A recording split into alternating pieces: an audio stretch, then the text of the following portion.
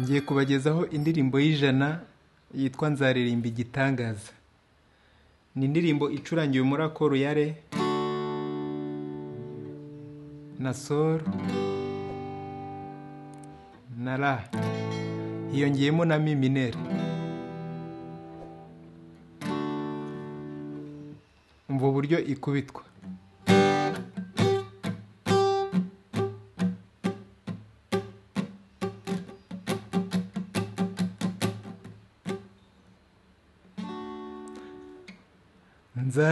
Nzaririmba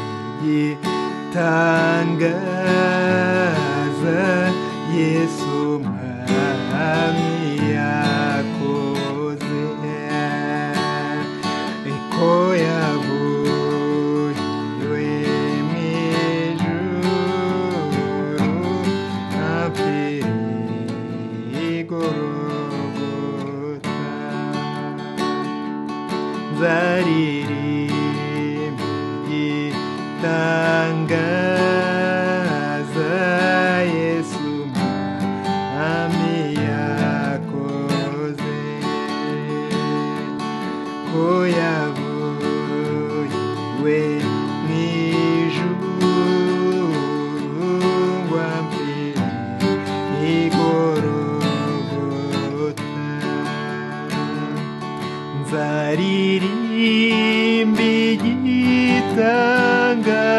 igitangaza Yesu Mwami yakoze, ndi kumwe nawe mw'ijuru imbere y'aya ntebe. Nari nzimiye nk'intama maze Yesu arambona, nuko anshyira ku bitugu ansubiza mu nzira. Nzaririmba igitangaza Yesu Mwami yakoze, nawe mw'ijuru imbere y'aya ntebe. Nzaririmba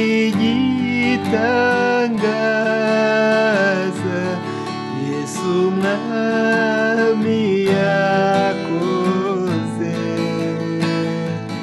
ndi kumwe nawe mw'ijuru imbere y'aya ntebe. Nari mfite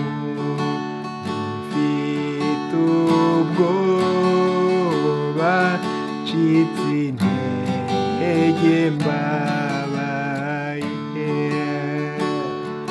njanjaguritse nihebye maze Yesu arankiza. Nzaririmba igitangaza Yesu Mwami yakoze, ndi kumwe nabo mw'ijuru imbere y'aya ntebe. Ndacyabona ibimbabaza, haracyari ibindushya, nyamara ubwo turi kumwe nzi yuko ntacyo nzaba. Nzaririmba igitangaza Yesu mwami yakoze ndi kumwe nabo mu ijuru imbere ya ntebe nzaririmba igitangaza